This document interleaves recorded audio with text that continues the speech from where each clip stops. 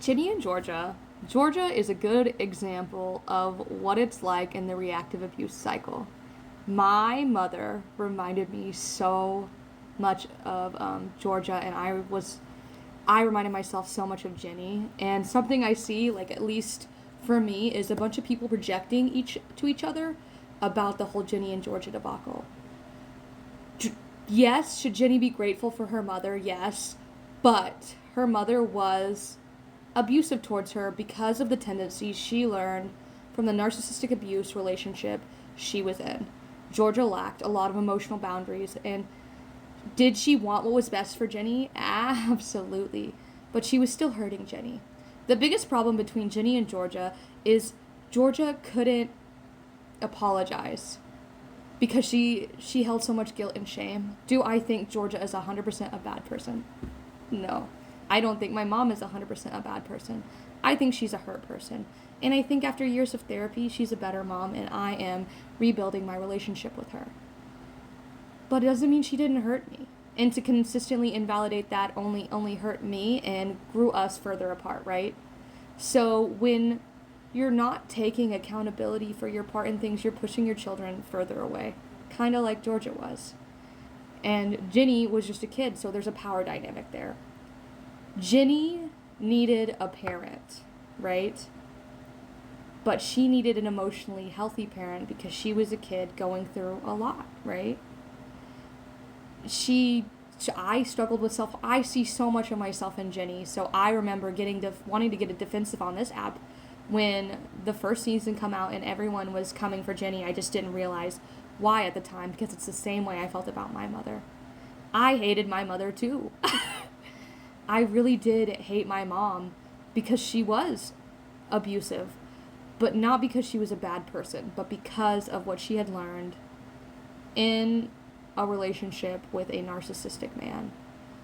Does that excuse what she did? No, I want to reiterate that. She did hurt me, but she has apologized, and she's continued to show me she changed.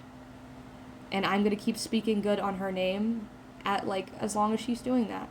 You know, if anything changes, I will say that too. But I don't think what she did to me growing up determines who she is. I think she's trying to be better, and I think that anyone can change. And I think she's a good example of Georgia, and my mom are a good example of what reactive abuse will do to you even after the relationship ends. So there is like a subcategory of cluster B personalities. Let me dumb it down for you because I'm speaking in special interest in like scientific or psychological, whatever terms. Big words, gonna dumb it down for you, gonna make it smaller because it's a lot to digest. So BPD, I think it's borderline personality disorder, is a cluster B personality type, right? You can look up what that is.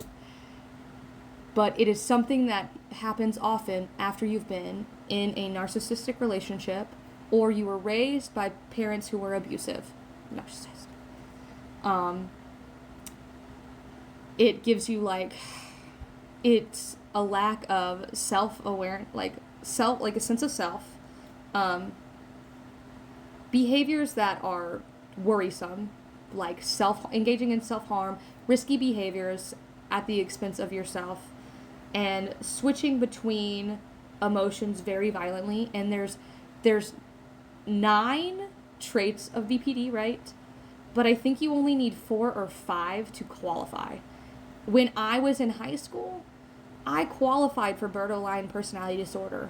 Now, after years worth of work, to be fair, I've been on and off on my therapeutic journey for the better half of 5 years, and it has been spotty because it kind of got interrupted when I was in a relationship with my ex. But you only need 4 out of 5 to qualify for BPD, and now I no longer qualify under borderline personality disorder. And I can't speak for my mom, but what I've seen, the change in her, I don't necessarily think she qualifies for borderline personality disorder either. I think that borderline personality disorder is something that can be fixed. I'm not saying that I know better than psychologists. I'm just saying what I've experienced from pattern recognition from not only myself, but other victims and survivors of abuse. I'm saying that you can heal that if you want to. I think you can. That's not fact. But I think if you're willing to change and you're willing to put in the work, I think that borderline personality disorder isn't incurable. And I think that it's just a rewiring of your brain after living through severe abuse. And just like neuroplasticity exists, which is the rewiring of your brain and forming new neurons, right? You can change and shift that. I think with the help of neuroplasticity, therapy, and just surrounding yourself by good people and finding yourself again, you can change. My goal here is to give people hope. I'm not saying with 100% certainty that BPD can be changed, but I'm saying there's hope. And I'm saying don't listen to the people that say there is no hope, because that's a dark path. You know, I want people to get out. I want people to have hope, because hope is what kept me going for a long time. So if you feel like there's no hope, there is. And it does get better. Not every day is going to be rainbows and lollipops like you may see on the screen for me. Most of the time I am recording for you guys on a good day, but it doesn't mean there's no hope at all. You know, you only get to see aspects of me, right? Because we're through a screen. But for the most part, I do good most days, and I take a step back when I am not feeling good, and that's when I upload my drafts. But yeah, there's hope. It'll get better. You'll get better. That's kind of all I want to say. I go on little tangents, but that's okay. That's just who I am. That's the ADHD trope.